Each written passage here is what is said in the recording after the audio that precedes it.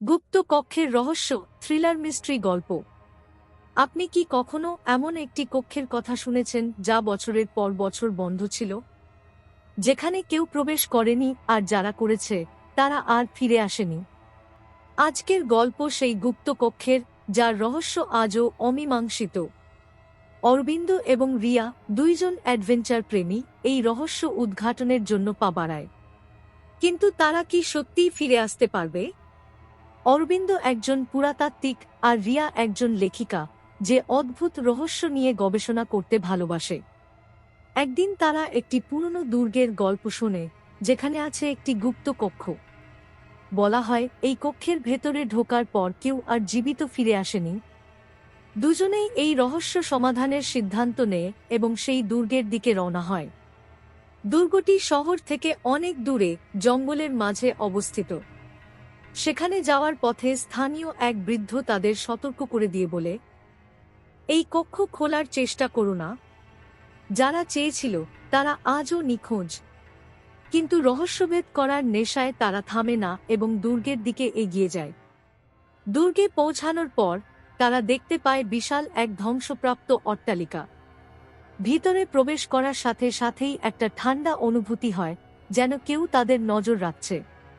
গভীর সন্ধানের পর তারা সেই রহস্যময় কক্ষের দরজার সামনে পৌঁছায়। দরজাটির গায়ে অদ্ভুত চিহ্ন আঁকা ছিল এবং উপরে লেখা, যদি প্রবেশ কর তবে সত্য জানতে পারবে, কিন্তু বের হওয়া সহজ হবে না। অরবিন্দ এবং রিয়া দরজাটি ঠেলে খুলতেই এক প্রবল বাতাস বইতে লাগল। তারা দেখতে পেল কক্ষের ভেতরে ছড়িয়ে রয়েছে পুরনো বই, কিছু ছেঁড়া ছবি এবং একটি বিশাল আয়না।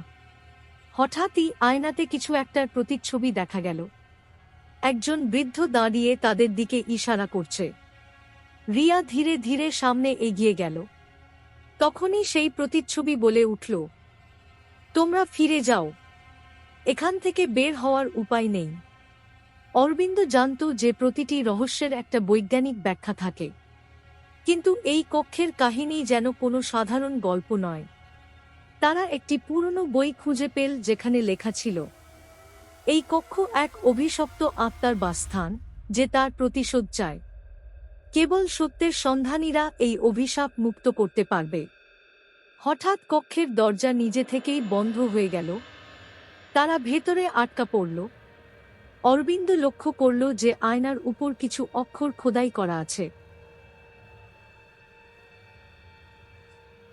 সেটি পড়তে গিয়ে সে বুঝতে পারল, সত্য মুক্ত করার জন্য তাদের আত্মার শক্তি পরীক্ষা দিতে হবে।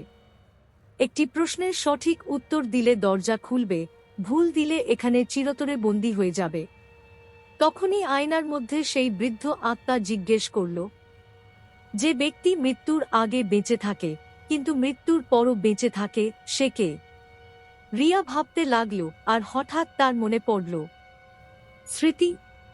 কারণ মানুষ মরে যায়, কিন্তু তার স্মৃতি রয়ে যায়। এই উত্তর দিতেই কক্ষের মেঝেতে ফাটল ধরল এবং দরজাটি ধীরে ধীরে খুলে গেল। অরবিন্দ ও রিয়া দৌড়ে বাইরে বেরিয়ে এলো। তখন তারা লক্ষ্য করল সেই বৃদ্ধ প্রতিচ্ছবিটি এখন ম্লান হয়ে গেছে, যেন কোনো অদৃশ্য বাঁধন থেকে মুক্তি পেয়েছে। তারা বুঝতে পারল এই কক্ষ শুধুমাত্র ভয়ের নয়, বরং সত্যকে মুক্ত করার স্থান ছিল। বাইরে আসার পর তারা লক্ষ্য করল সেই বৃদ্ধের ছবি দুর্গের দেওয়ালে টাঙানো আছে। তারা জানতে পারল তিনি ছিলেন এক সময়ের দুর্গের মালিক, যিনি বিশ্বাসঘাতকদের দ্বারা প্রতারিত হয়েছিলেন। তার আত্মা মুক্তি পেল, কিন্তু দুর্গের আরও অনেক রহস্য এখনও অমীমাংসিত রয়ে গেল। রিয়া সিদ্ধান্ত নিল এই ধরনের রহস্য সে আরও খুঁজে বের করবে। স্টোরি হবে সাবস্ক্রাইব করুন।